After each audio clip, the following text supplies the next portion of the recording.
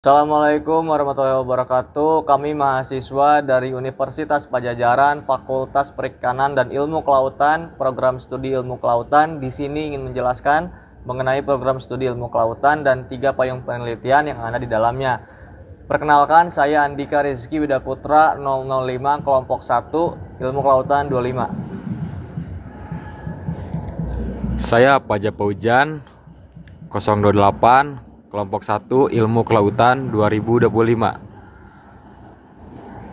Saya Jerry Mukti Hakim 038 kelompok 1 Ilmu Kelautan 2025. Saya Kalifi Aziz Isyanda NPM 001 kelompok 1 Kelautan 2025. Saya Syifa Zahra NPM 007 kelompok 1 Kelautan 2025. Saya Tazkira Firdausal Hakim 018 kelompok 1 Kelautan 2025. Saya Arundela Fadilah NPM 008 kelompok 1 Kelautan 25. Saya Siti Isa Siraj NPM 002 kelompok 1 Ilmu Kelautan 2002. Saya Muhammad Afiq Fakhrullah 014 kelompok 1 Kelautan 2025. Saya Keisy Zaunadiansyah NPM 013 kelompok 1 Kelautan 2025.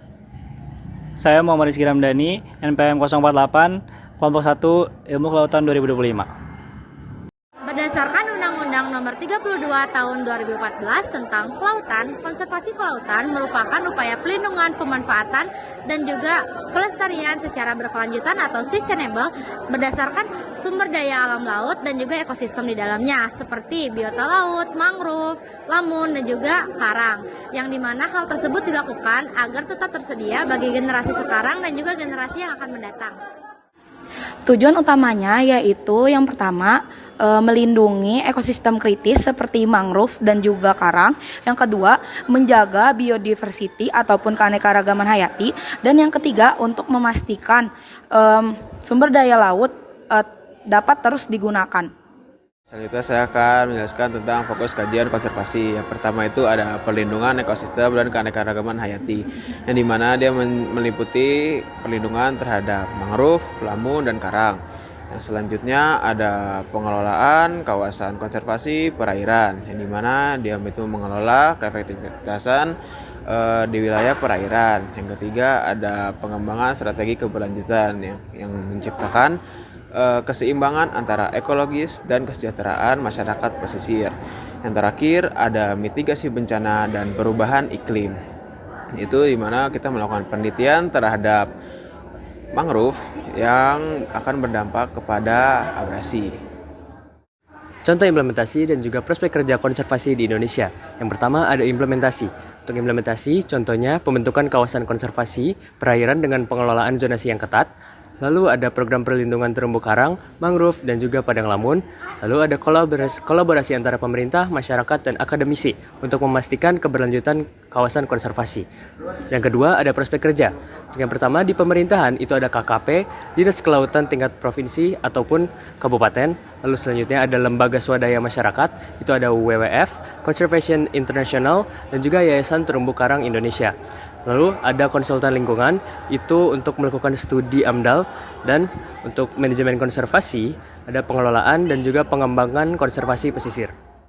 Bioteknologi merupakan salah satu payung penelitian dari program studi Ilmu Kelautan Fakultas Perikanan dan Ilmu Kelautan Universitas Padjadjaran. Bioteknologi mempelajari makhluk hidup, sel, molekul biologis untuk dikembangkan dan juga diciptakan menjadi produk baru yang lebih baik dan juga bermanfaat.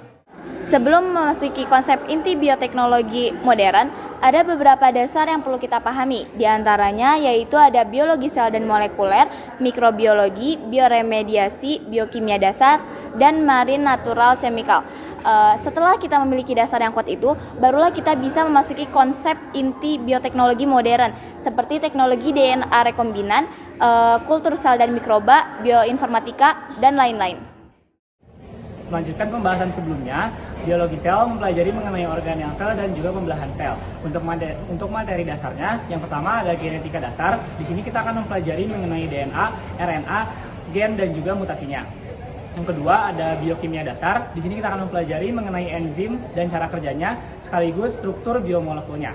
Yang ketiga ada mikrobiologi. Mikrobiologi merupakan penelitian yang mana membahas mikroorganisme laut seperti bakteri, virus, dan juga jamur. Yang mana kita juga akan mengeksplor peran ekologisnya. Yang keempat, ada bioremediasi yang mana merupakan penelitian pemulihan kualitas air laut yang tercemar dengan memanfaatkan mikroorganisme.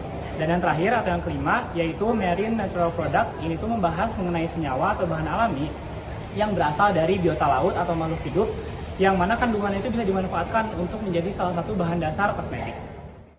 Apa itu hydrosonografi? Hydrosonografi yaitu hydro yang berarti air dan oceanografi berasal dari bahasa gabungan yaitu okeano yang berarti samudra dan grafo yang berarti menulis.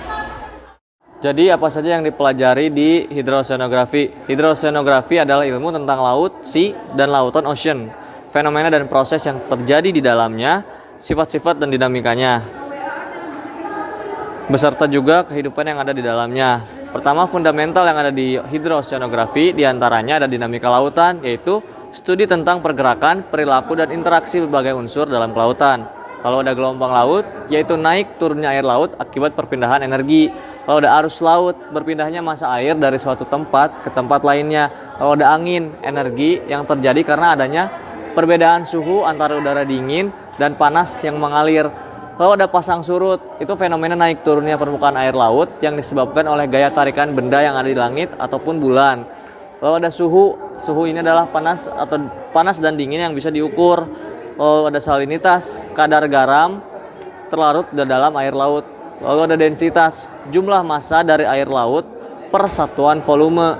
Ada juga pH atau pH, konsentrasi ion H di dalam air asam basa. Ada dissolved oxygen, yang artinya banyaknya oksigen yang terlarut di dalam air. Lalu ada klorofil A. Klorofil A ini adalah pigmen yang mampu melakukan fotosintesis. Hidrooceanografi digunakan untuk apa? Hidrooceanografi digunakan untuk memahami fenomena fisik dan kimia yang ada di laut. Nah, serta untuk mendukung berbagai aplikasi seperti navigasi dan pengelolaan pesisir. Nah, tujuannya meliputi pemetaan dasar laut, pemantauan arus dan gelombang dasar laut, serta analisis data untuk mitigasi bencana dan pengelolaan sumber daya laut secara berkelanjutan. Jadi untuk di prospek kerjanya sendiri itu yang pertama ada P3GL, terus yang kedua ada Pushhydros, yang ketiga itu ada BRIN dan lain-lain. Mungkin sekian dari saya yang bisa saya sampaikan.